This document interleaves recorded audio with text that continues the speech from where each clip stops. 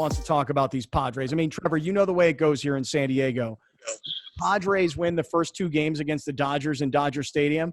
We're on the verge of thinking this is a real World Series team. This is happening. And then all of a sudden the Dodgers come back to life and win the next 2 games. And then the Padres get swept by the Diamondbacks, and it's been 5 straight. And now there's injuries with Tommy Pham and Kirby Yates. So let's get into it. Give me your first impressions of what's going on right now with the Padres. Yeah, I was equally excited after the first 2 games in LA with good reason, and also was cautiously worrying about what was on the schedule. To finish off a team that's won your division 7 times and has been in the World Series 2 out of the last 3 years, they weren't going to go away.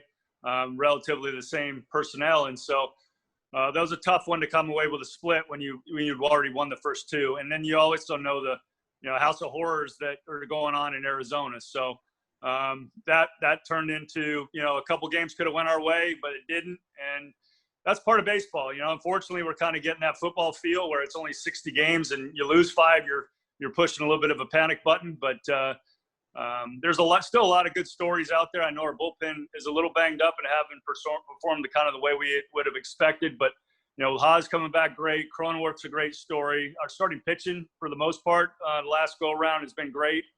Lamet going 6 deep almost every time out with 1 or 2 hits. It's very encouraging. I've always seen this roster as a good, talented roster, but I thought the attraction for me for it and why I thought they would have a great chance of postseason this year is the energy that's on the roster. You got young Tatis. He's kind of leading the way energy-wise, and it feels like he's put a boost in his team. He's put a battery in his team that has sustained him for the first couple of weeks. Now it's kind of like, well, let's refine that energy. What are you seeing in the team?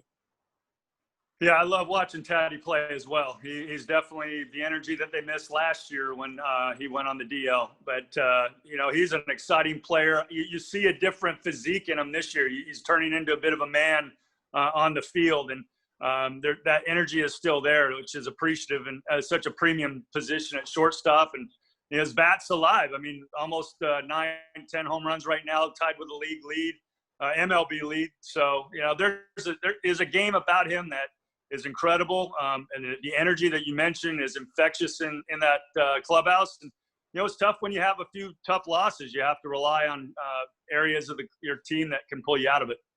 How much positive though can this team? Because as a viewer, there's never a game where I'm like, these guys can't come back, and that's like the biggest difference I think this year from last year. Yeah, they're below 500 at the moment, 5-game losing streak, but they just keep coming back. The offense seems to be different. They always seem to have a chance to come back no matter who they're playing. Yeah, I kind of noticed that at the beginning. Our at-bats were just different. We weren't swinging and missing a ton, especially early in counts.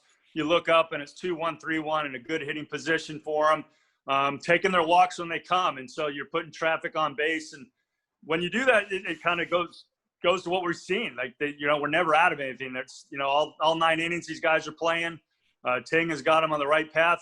It's tough to have those press conferences afterwards when you're kind of wishing type of thing. But as guys are playing hard, they're doing the things that they're being asked to do. It's just a couple wins that haven't gone our way that, the record would show differently.